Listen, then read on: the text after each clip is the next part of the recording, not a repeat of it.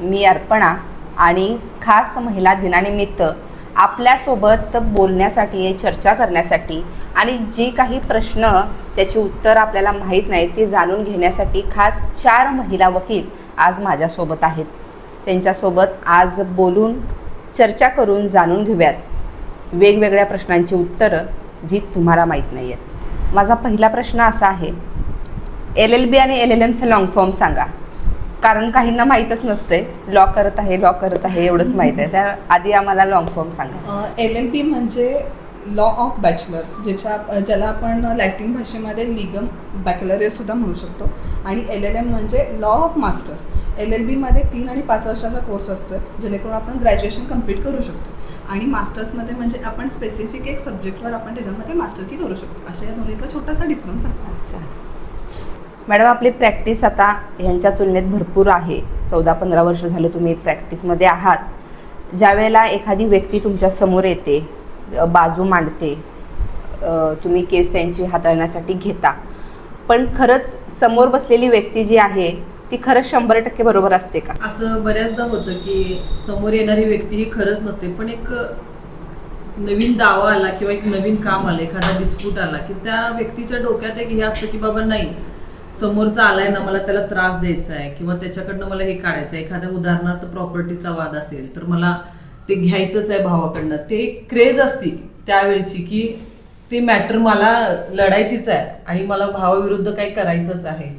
पण बऱ्याचदा असं त्याच्यामध्ये कायद्यात बसणारं नसतंच, पण वकिलांपर्यंत आले तर आपल्याला ते मॅटर कुठल्या तर कायद्यात बसेल किंवा काय म्हणजे कोणत्या ह्याच्यात बसते. जर आपण नाही ते फाईल केलं तर दुसरा वकील ऑटोमॅटिकच फाईल करणार असतो. जसं काम चालू होत जातं, पुढं जात जातं, ते आपल्या लक्षात येतं. पुरावे कसे येईल, आपल्या पक्षकाराचे आपण कसं बाजू मांडू वगैरे, ह्या सगळ्या गोष्टी त्यात येत राहतात.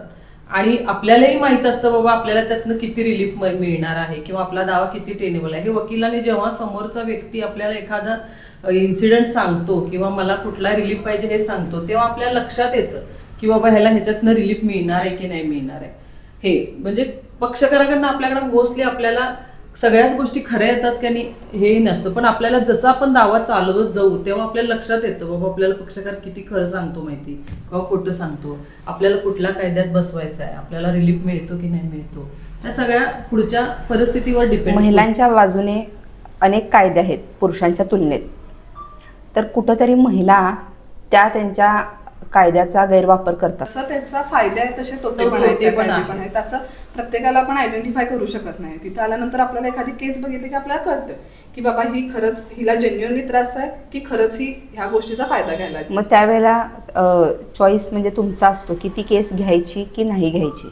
बरोबर, जी म्हणजे ती महिला सांगतेय चुकीचं किंवा बरोबर हे तुम्हाला समजतंय बॉडी लँग्वेजवरून, आपल्या लक्षात तुमच्या लक्षात येतच असेल, तर ती चॉईस मग त्यावेळेला तुम्ही काय स्टँड घेताय? म्हणजे आता ॲज अ इंडिव्हिज्युअल प्रॅक्टिस म्हणून मी सांगते की कितीतरी वेळेला असे जर मॅटर्स कुठले माझ्यासमोर आले तर सगळ्यात पहिलं एक आपल्याला काहीतरी, आपण वकील आहे शेवटी, जरी बाहेर आपल्याबद्दल काय बोलतात त्याच्यापेक्षा आपलं तत्व काय, आपण तत्वाशी एकनिष्ठ राहिलं पाहिजे. त्यामुळे जेव्हा माझ्याकडे ते पर्सनल येते तेव्हा आम्ही क्लिअर असतो की ह्या बाबतीत की बाबा हे असं आहे, तुम्हाला यातून जाऊन हेच होणार आहे पुढे आणि इथून जाऊन तुम्हाला हेच होणार. त्यामुळे जर माझ्याकडे जर पर्सनली केस आली तर मी चॉईसनं त्यांना सांगते की हे तुमचं चुकीचं आहे, पुढे जाऊन तुम्हालाही त्रास होणार आहे आणि पुढे जाऊन जर मला त्रास झाला तर ऑप्शन नाही तुम्हाला. क्लायंटला कसं ते एज्युकेशन असतं की त्या बाबतीत त्याला पण माहीत असतं की बाबा ही माझी केस खरंच फ्रॉड आहे.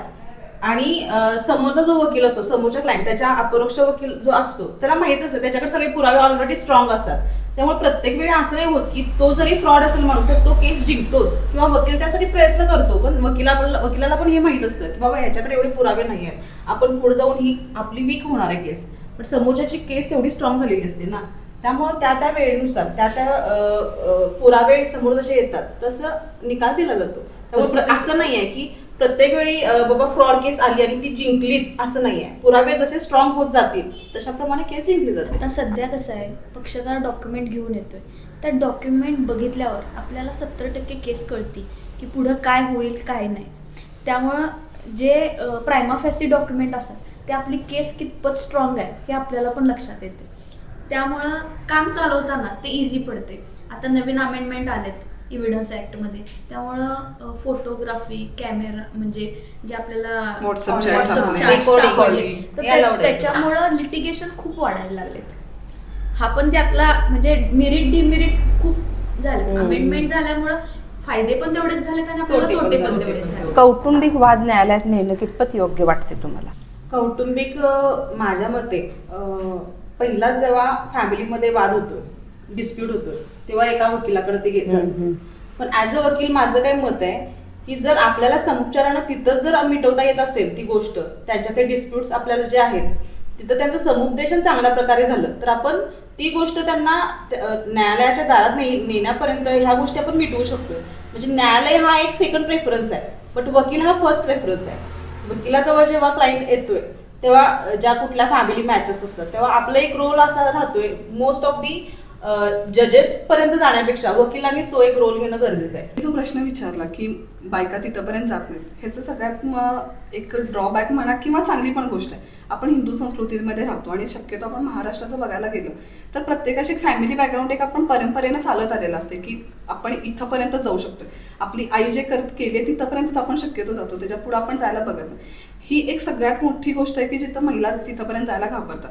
पण अशा खूप छोट्या छोट्या काय म्हणतात असे भाग दिलेले आहेत, असे फोरम्स आहेत. एखाद्या व्यक्तीवर अन्याय झाला असेल तर त्यानं पहिला कोर्टात जावं की पोलीस स्टेशनला?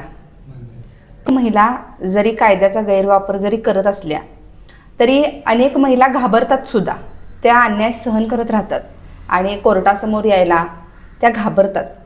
तर काय कारण असू शकते त्याचं, किंवा तुम्ही वकील म्हणून त्यांना काय सल्ला द्याल ज्या महिला खरंच घाबरतात? रिलेटेड कायदे आहेत. आता वर्किंग प्लेसमध्ये जे काय हॅरॅसमेंट होतात त्याबद्दल पॉस्टचा कायदा आहे बघा नवीन, तर त्यामध्ये सुद्धा ह्या सगळ्या गोष्टी इन कॅमेरा चालतात कोर्टामध्ये. म्हणजे ते डिस्क्लोज होऊ नये, किंवा कसं आहे एखाद्या लेडीजचं मॅटर जर असेल तर तिच्याकडे बघण्याचा दृष्टिकोन माणसांचा चेंज होतो. त्यामुळे त्या घाबरतात ते करायला, म्हणून त्या सहन करत जातात.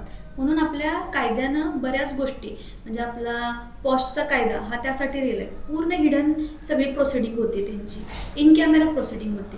आता तुम्ही बऱ्यापैकी बघितलं असाल DVचे मॅटर पण जे कॉन्शियस असतात त्या रिक्वेस्ट करू शकतात कोर्टाला की मला साहेब इन कॅमेरा काम चालवा. बरेच मॅटर आपले इन कॅमेराही चालतात, म्हणजे कोर्टानं तेवढी सिक्युरिटी दिलेली आहे लेडीजना. आता तुम्ही जे म्हणाला की त्या महिला वर्किंग वुमेनबद्दल तुम्ही मला सांगितलात, पण ज्या ग्रामीण भागातल्या आहेत किंवा वैष्णवी हगवणे हे मोठं प्रकरण तर तुम्हाला माहीतच आहे. इतकं ते म्हणजे राजकीय घराणं आहे, तरी सुद्धा त्या महिलेवर अत्याचार होतोय किंवा ती सहन करत राहते. मग त्याबद्दल तुम्ही काय सांगू शकताय? इथंपर्यंत ही गोष्ट जाते तर ग्रामीण भागातल्या महिला असतील किंवा ज्या महिलांना कायदेच माहीत नाही आहेत तरी त्या अन्याय सहन करत राहत आहेत. आपल्याला लिगल एड आहे. लिगल एडमध्ये हा बराच म्हणजे कायद्याचे जे माहिती आहे ती ग्रामीण लेवलपर्यंत, ग्रामपंचायत असू दे, खेडोपाड्यात ही दिली जाते मॅडम. ह्या बऱ्याच गोष्टी काउन्सिलिंगच्या केल्या जातात, त्यात इम्प्रूव्हमेंट पण करते. म्हणजे महिलांनी सुद्धा तितकं सक्षम होणं गरजेचं आहे. कसं होते जेव्हा डिवोर्सचे मॅटर्स असतात, आमच्याकडे DVचे मॅटर्स असतात, तेव्हा कसं होते की डिस्प्यूट्स हे फॅमिलीमध्ये असतात, नवरा बायकोच्या मध्ये असतात, पण तेव्हा त्यांची मुलं असतात तिथं, त्यांचा सगळे लिगल म्हणजे राईट्स असू देत किंवा कुठलीही गोष्ट असू देत ते त्यांचे डावलले जातात. ह्या दोघांचा एवढा काही प्रॉब्लेम येत नाही. ह्यांचे डिस्प्यूट्स दोघांमध्ये जरी असले तरी त्यांची फॅमिली पूर्ण होरपळून जाते. त्यामध्ये त्यांचे आई वडील असू देत, सासू सासरे असू देत, मुलं असू देत, ही सगळी यामध्ये होरपळी जातात.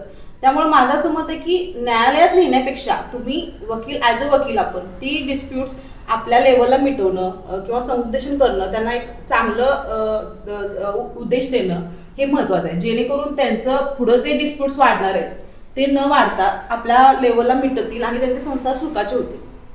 त्यामुळे न्यायालयात, कौटुंबिक न्यायालयात दाद मागणं ही कधी गोष्ट आहे जेव्हा खरंच बाबा लिगल आपल्या कुठले तरी राईट्स हार्म व्हायला लागले किंवा कुठलं तरी आपल्याला एखादं न्याय आपल्याला हवाच आहे, आपल्याला खरंच आपले अधिकार डावलले चाललेत. जर आपल्याला खरंच असं वाटत असेल तर तुम्ही न्यायालयात जावा.